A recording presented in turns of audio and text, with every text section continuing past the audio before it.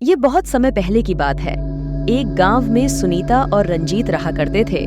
उनका बेटा अमित, जो कि शहर में पढ़ता था, एक दिन अमित अपने पापा को फोन करके बोलता है, अरे पापा, और बताइए कैसे हैं आप लोग? सब ठीक ठाक ना? मैं अभी अपनी पढ़ाई करके गांव आने ही वाला हूँ। बस खाली 3-4 महीना और फिर मैं आप लोगों के साथ रहूँगा। अरे अमित बेटा, और बताओ कैसे हो? सब ठीक ठाक? अच्छा, एक बात बताओ कि हमारा पैसा तो तुम फालतू का खर्च कर नहीं रहे हो, अच्छे से तो पढ़ रहे हो ना?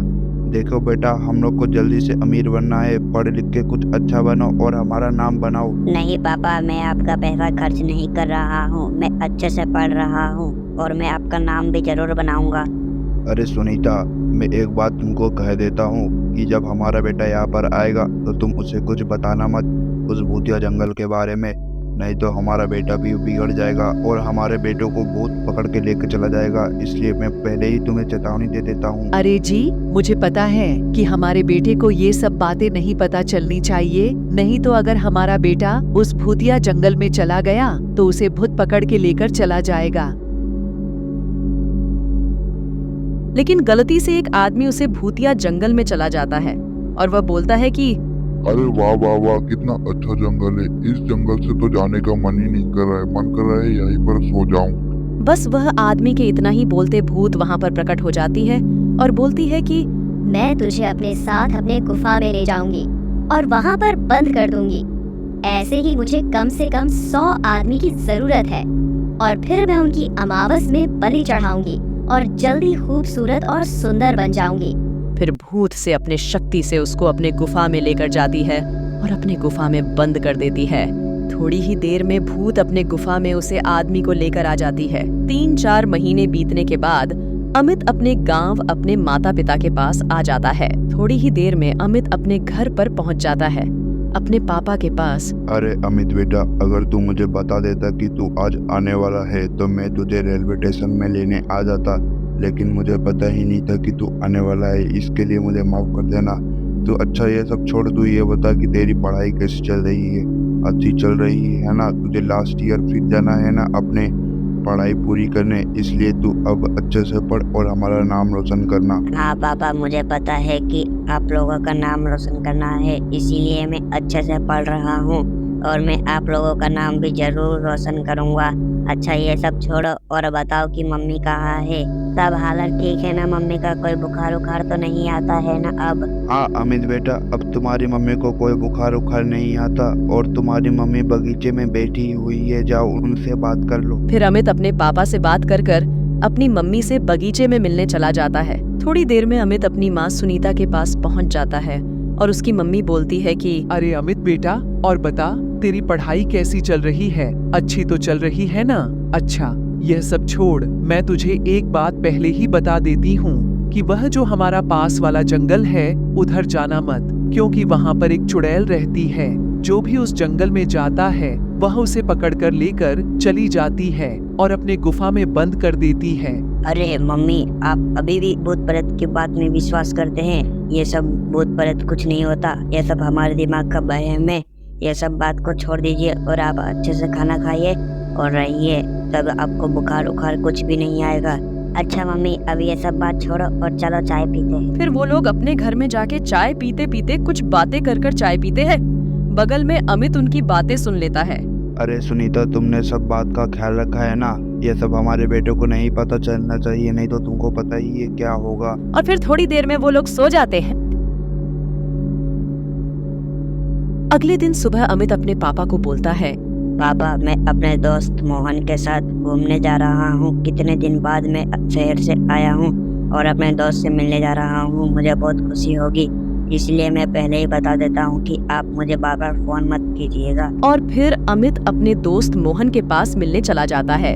चुड़ैल अपने गुफा में 3 लोग को पकड़ कर रखी थी और बस उसे खाली 57 लोगों की जरूरत है और फिर वो सुंदर और खूबसूरत बन जाएगी। थोड़ी ही देर में अमित अपने दोस्त मोहन के पास पहुंच जाता है। अरे और बताओ अमित भाई, कैसे सब ठीक ठाक ना? कभी आपने फोन भी नहीं किया और आज गांव में अचानक से क्या बात हो गई? लगता है तुम्हारी पढ़ाई खत्म हो गई, इसलिए तुम इधर आ गए हो। अरे अमित भाई, मैं तुम्हें एक बात पहले ही बता देता हूँ कि तुम वो पास वाला जंगल में जाना मत।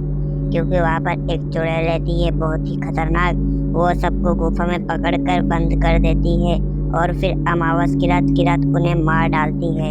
अरे मोहन भाई, ऐसा तो मेरी मम्मी भी कब से बोल रही है कि उस पास वाले जंगल में जाना मत, नहीं तो वो चुड़ैल हम लोग को पकड़कर उस गुफा में बंद कर देगी। अच्छा ये सब छोड़ो, हमारे गांव में कोई जमींदार नहीं है क्या जिससे हम लोग ये सब बता सके और वो जमींदार कुछ कर सके? अरे अमित भाई, हमारे गांव में जमींदार तो है, लेकिन वो बहुत ही ज्यादा कंजूस है। वो ये सब करेगा नहीं, वो किसी की भी मदद यहाँ पर करता नहीं है और हमेशा रोते रहता है पैसे के लिए। अच्छा अमित भाई, ये सब छोड़ो और चलो हम लोग वो जमींदार के पास चलते हैं, शायद हमारी वो कुछ मदद कर दे।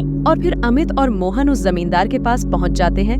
वो जमींदार बोलता है कि अरे मोहन, और बताओ सब ठीक ठाक हाल चाल?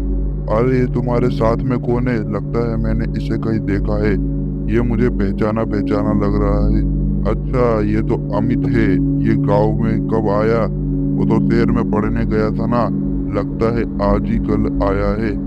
अरे मोहन, मैं तुम्हें अच्छी तरीके से जानता हूँ, जब तुम्हारे पास कोई काम नहीं रहता तो मुझे परेशान करने ही आ जाते हो। अच्छा चलो वो सब छोड़ो और बताओ क्या काम है? अरे जमींदार बाबू, आपको तो सब पता ही है कि क्या हो रहा है गांव में 3-4 दिन से, फिर भी आप मुझसे पूछ रहे हैं कि क्या हुआ। अच्छा चलो ये सब छोड़े, मैं ही बता देता हूँ कि क्या हुआ। हमारे गांव से बहुत सारे लोग गायब हो रहे हैं और आपको खबर भी नहीं है। क्या बात है? मुझे राज पता चल गया है जमींदार बाबू कि पास वाले जंगल में एक चुड़ैल रहती है और वो सबको गांव वाले को पकड़ कर लेकर चली गई है। मुझे आपसे विनती है कि कुछ आप मदद कीजिए। देखा अमित भाई आपने, मैंने जैसे ही इसे पैसे के बारे में बात किया और ये शांति से बैठ गया है। हाँ मोहन भाई, आपने ठीक ही कहा है, ये बहुत कंजूस है। अच्छा ये सब छोड़ो और चलो हम लोग खुद ही उस जंगल में चलते हैं और उन लोगों को बचा के आते हैं। वह जमींदार उन लोगों को अनाप शनाप बोलकर वहाँ से भगा देता है। अमित और मोहन सोचते हैं कि अब हम लोगों को ही गांव वाले को बचाना पड़ेगा और वह लोग जंगल की ओर निकल पड़ते हैं। थोड़ी ही देर में अमित और मोहन जंगल में आ जाते हैं और बोलते हैं कि अरे चुड़ैल जी, कृपया करके हमारे गांव वाले को छोड़ दी। बस अमित के इतना ही बोलते ही वह चुड़ैल वहाँ पर प्रकट हो जाती है और बोलती है कि नहीं, मैं अब इन लोगों को नहीं छोड़ूंगी। मैं इन्हें पकड़कर अमावस की रात उनकी बलि चढ़ाऊंगी और जल्दी ही खूबसूरत और सुंदर बन जाऊंगी। अब तुम दोनों भी आ गए हो तो मैं तुम दोनों को भी नहीं छोड़ूंगी। मोहन भोलेनाथ का भक्त होता है। वह भोलेनाथ को याद करने लगता है कि तभी वहाँ पर भोलेनाथ प्रकट हो जाते हैं और बोलते हैं, अरे चुड़ैल, तू इन लोगों को परेशान मत कर, मैं तुझे मुक्त कर देता हूँ। और चुड़ैल भोलेनाथ की बात ना मानकर भोलेनाथ के ऊपर प्रहार करने लगती है और भोलेनाथ को गुस्सा आने लगता है और फिर भोलेनाथ उस चुड़ैल को मुक्त कर देते हैं। अब तुम अपने गांव वाले लोगों को यहाँ से लेकर जाओ। धन्यवाद शंकर जी, आपने हमारी मदद की और अब हम अपने गांव वाले को बचा सकते हैं। और फिर भोलेनाथ वाह से चले जाते हैं और मोहन और अमित अपने गांव वाले लोगों को उस गुफा से लेने चले जाते हैं। गांव वालों, यहाँ से चलो, हम लोगों ने आप लोगों को बचा लिया है। और फिर गांव वाले खुशी खुशी जीने लगते हैं।